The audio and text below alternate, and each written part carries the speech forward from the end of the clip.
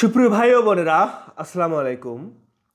দেশে কোনো নির্বাচিত সরকার নেই, তো ইন্টারিম গভর্নমেন্ট দেশটা চালাচ্ছে অনেকটাই আমলাদের উপর নির্ভর করে। কারণ যখন নির্বাচিত সরকার থাকে 350 এমপি, 50 জন মন্ত্রী, উপমন্ত্রী, প্রতিমন্ত্রী, তারা মিলে এই দেশটা চালাতে হিমশিম খায়। তো সেক্ষেত্রে এই জমি জমা বিষয় যে ঝামেলা, এগুলো একটা ভূমি উপদেষ্টার পক্ষে সম্ভব না।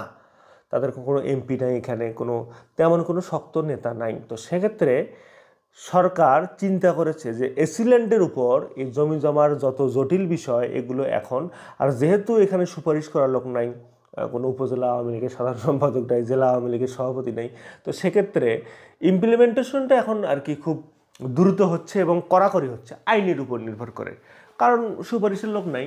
তো সেক্ষেত্রে অ্যাসিল্যান্ড সাহেবদের ভূমি মন্ত্রণালয় জমি খাস করা থেকে শুরু করে জমি জমা বিষয়ে প্রায় 13টা নির্দেশনা দিয়েছে। পুরো লিস্টটা আপনাদেরকে আমরা বলবো, আপনারা বি কেয়ারফুল যেন কোনো ক্ষয়ক্ষতি না হয়, এবং যারা কিছু তো ভুল ত্রুটি করেছেন তারা তো ক্ষয়ক্ষতি নিশ্চিত। তো প্রথম হচ্ছে তারা কি করবেন। এসিল্যান্ড সাহেবরা তহসিলদারের সহায়তায় ভূমি কর আদায় করবেন। তহসিলদার হচ্ছে ইউনিয়ন ভূমি উপসহকারী কর্মকর্তা, এবং যদি এটা শহর হয়ে থাকে তাহলে পৌরভূমি অফিস বা সার্কেল অফিসে ওই একই পোস্টের লোকজন আছে, তাদের সহায়তায় ভূমি কর, খাজনা, এলডি ট্যাক্স, ল্যান্ড ডেভেলপমেন্ট ট্যাক্স, আপনারা অনেকেই এটাকে গুরুত্ব দেন না। এটা সিরিয়াসলি 3 বছর পর্যন্ত আপনি কন্টিনিউয়াল না দিলে জমি খাস হয়ে যাবে।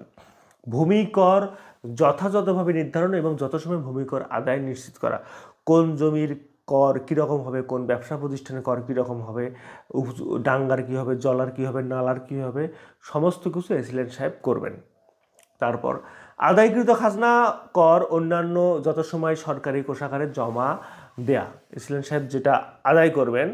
এবং আপনারা দেখবেন যে অনেক সময় অনেকগুলো রাস্তার ধারে গাছপালা হঠাৎ করে ভেঙে যায়, নষ্ট হয়, বা কোনো কিছু কাটার প্রয়োজন পড়ে, এগুলো যদি কেটে ফেলে, এগুলোও কিন্তু এসিল্যান্ড সাহেব নিলাম করে, ইউনিয়ন ভূমি অফিসে এসে প্রকাশ্যে টেন্ডার করে, আমরা দেখেছি, নিলাম করে মানুষকে দিয়ে দেয় অল্প দামে। সায়রাত মহল ব্যবস্থাপনা, যেসব জমি জমা, যেসব নদী, খাল, বিল, জলাশয় আছে, এগুলো ব্যবস্থাপনা, লিজ দেওয়ার ব্যবস্থা তিনি করেন, প্রজ্ঞাপন দেন। এটা আপনারা লিজ নিতে চাইলে আমাদের সাথেও কনসালটেশন নিতে পারেন, ডিসক্রিপশন বক্সে হোয়াটসঅ্যাপ নাম্বার আছে।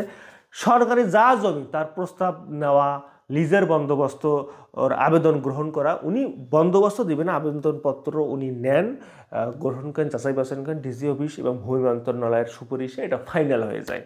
তারপর খাইখেলাসি বন্ধক জমির বিরোধ নিষ্পত্তি, খাইখেলাসি সম্বন্ধে কোনো বন্ধকের ঝামেলা থাকলে বিরোধ, বিভিন্ন রকমের যদি নামজারি সংক্রান্ত, মিসকেস সংক্রান্ত, একজনের নামজারি আর একজনের নামে হয়ে গেছে, বিভিন্ন রকমের নামজারির ভুল হয়ে গেছে, আপনি কিনেছেন 3%, আপনার নামে উঠেছে 3.3%, বেশি উঠেছে, কম উঠেছে, মিসকেসের মাধ্যমে এগুলো নিষ্পত্তি করা সব এসিল্যান্ড সাহেবের কাজ।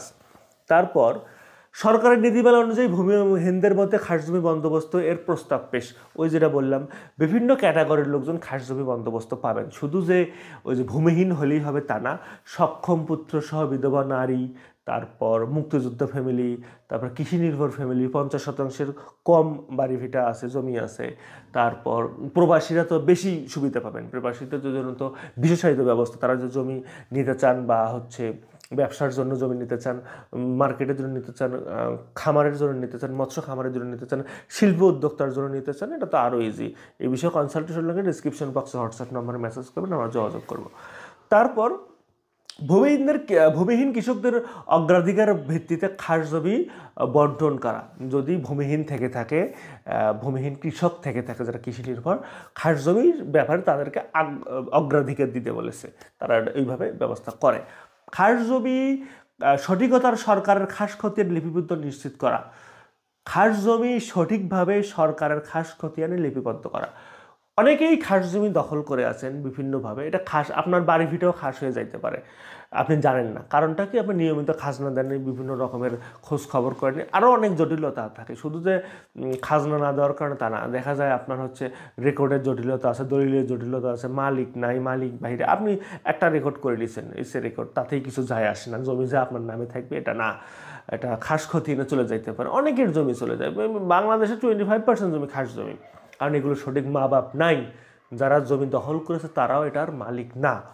তো এগুলো হচ্ছে এই সকল ব্যক্তিরা তারা এটা আপনারা হচ্ছে খাস জমি এটা ঠিকভাবে যদি মিস কেসের মাধ্যমে ফেরত নিয়ে আসা যায় নিয়ে আসবেন, আর না নিয়ে আসলে এটা আবার তারা সরকার পক্ষ থেকে এটা সিলিন্ডারের মাধ্যমে ডিসি সাহেবের মাধ্যমে ভূমি মন্ত্রণালয়ের মাধ্যমে এটা আবার হয়ে যাবে, মানুষের মধ্যে বন্দোবস্ত হয়ে যাবে 99 বছরের জন্য।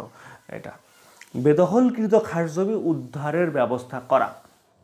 কোনো যেসব খাস জমি বেদখল হয়ে গেছে মানুষজনের হাতে, এখন ওই যে বলে যে আমার তো হচ্ছে বাড়ির ভিটের মধ্যে আমি তো হচ্ছে 50 বছর থেকে আছি, বেদখল আমি কীভাবে করলাম? আপনার জমি মাঝখান থেকে খাস হয়ে গেছে, আপনি আবার পরবর্তীতে ওখানে আপনি তো আসেন নড়েন নেই, কিন্তু ওটা ভিতরে ভিতরে খাস হয়ে গেছে, এখন আপনি বেদখলকারী, তাই না?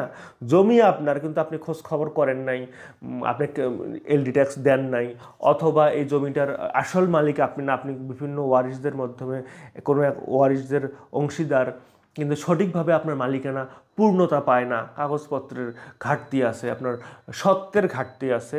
তো এগুলো ইমোশনালি নিলে হবে না, আপনার সত্ত্বের ঘাটতি থাকলে অবশ্যই এটা, যেমন আপনার পাশের বাড়ির হিন্দুর চলে গিয়েছিল, আপনার বাবা নিয়েছিল কিন্তু সঠিকভাবে মালিকানা হয়নি, এটাও খাস হবে। সরকার কিন্তু সব কিছু দেখে, যদিও আসে না আপনার বাড়িতে যে আপনি সরে যান, আপনার এই জমিটা আমার বাড়িটা ফাঁকা করেন, আমরা এটা নিয়ে নেব, কিন্তু এটা কিন্তু কাগজপত্র কিন্তু সব যাচাই সরকার, একটা বাংলাদেশের 1 ইঞ্চি জায়গার হিসাবও সরকারের কাছে আছে, এটা পানিতে হোক, এটা হচ্ছে ডাঙ্গায় হোক, এটা বালুতে হোক, সমস্তর ম্যাপ মৌজা নকশা সব কিছু। আর এখন যেহেতু এই যে স্যাটেলাইটের মাধ্যমে, আগে যে আওয়ামী লীগ সরকার থাকতে যে সাইফুজ্জামান চৌধুরীকে দিয়েছিলেন, উনি আবার কিছু স্যাটেলাইট বিভিন্ন কিছু কেনা, ওনার সাথে খলিলুর রহমান সাহেব ছিলেন সচিব, ওনারও বেশ এই বিষয়ে খুব ইন্টারেস্ট ছিল, উনি অনেক কিছু কিনে এটা স্যাটেলাইটের মাধ্যমে দেখারও ব্যবস্থা করেছেন। তো প্রত্যেকটা জায়গায় তারা আসলে দেখতে পারেন যে কোথায় কী আছে না আছে, সব কিছু তাদের মুখস্থ। তারপর নামজারি মোকদ্দমা নিষ্পত্তির খতিয়ান সংশোধন ও হালনাগাদ করা। নামজারির যদি কেউ আবেদন করে থাকে সেইটা তার নামজারি দিয়ে দেওয়া, মিসকেস ভুল হইলে নামজারি সংশোধন করে দেওয়া, নতুন খতিয়ান প্রস্তুত করা, এগুলোও এসিলেন্ট সাহেবের কাজ। নামজারির খতিয়ান প্রস্তুত ও সংশোধন, নতুন খতিয়ান প্রস্তুত, ওই যে বললাম যে নামজারি মিসকেস মানে হচ্ছে সংশোধন করা, ভুলভ্রান্তি হয় না, এটাও এসিলেন্ট সাহেবের কাজ। অর্পিত সম্পত্তি, পরিত্যক্ত সম্পত্তি, দেবোত্তর সম্পত্তি ইত্যাদির তালিকা সংরক্ষণ। অর্পিত সম্পত্তি, ভেস্টেড প্রপার্টি, পরিত্যক্ত সম্পত্তি, দেবোত্তর প্রপার্টি, এটা হিন্দুদের বিষয়, যারা পাকিস্তানে চলে গেছে, ভারতে চলে গেছে, এগুলো কিছু বিষয়, কিছু হচ্ছে চেঞ্জ হয়েছে, ওকে দিছে ওকে দিছে, এগুলোর বিভিন্ন রকমের ডেফিনেশন আছে, জটিলতায় যাচ্ছি না। তো এগুলোর সমস্ত কিছু দেখাশোনা করা, ওয়াকফ সম্পর্কিত এগুলো সমস্ত কিছু তারা এসিলেন্ট সাহেব করে থাকেন। তারপর ডিজিটাল ভূমি ব্যবস্থাপনা সম্প্রসারণ, সরকার যে বিভিন্ন সময় ডিজিটাল ভূমি বাস্তবায়ন করতে চেয়েছিল, কিছু প্রজেক্ট নিয়েছিল, যার যার যেসব উইংস আছে সেসব উইংসে তারা কাজ করেন, এবং সেই সবের মাধ্যমে দেশটাকে একটা সুন্দর ভূমির একটা ব্যবস্থাপনাকে নিয়ে আসার জন্য এসিলেন্ট সাহেব কাজ করেছেন, কাজ করতেছেন, সামনেও করবেন। সরকার আরও যেসব নিবে। এখন ইন্টারিম গভর্নমেন্টের সমস্যা হচ্ছে মানুষ কম, তারা এখন কি করে না করে, মানুষ চেঞ্জই করে, আওয়ামী লীগের সাথে বন্ধুবান্ধব যারা ছিল বিভিন্ন অফিসে তাদেরকে সরাবে, নাকি নতুন নতুন সিদ্ধান্ত নেবে, এই কয়টা মানুষ আসলে সম্ভব না। আসলেই নির্বাচিত সরকার দেশের দরকার, তখন অনেকগুলো মানুষের অনেকগুলো মাথা হয়, অনেকগুলো আলাপ আলোচনা হয়, তখন আর কি জিনিসটার হয় ভালো। তো আমরা চাই যেন দ্রুত নির্বাচনটার মাধ্যমে একটি নির্বাচিত সরকার দেশে চলে আসে। সবাই ভালো থাকবেন, এবং জমি জমা বিষয়ে কোনো কনসালটেশন লাগলে ডিসক্রিপশন বক্সে হোয়াটসঅ্যাপ নাম্বারে মেসেজ করবেন। আসসালামু আলাইকুম, আল্লাহ হাফিজ।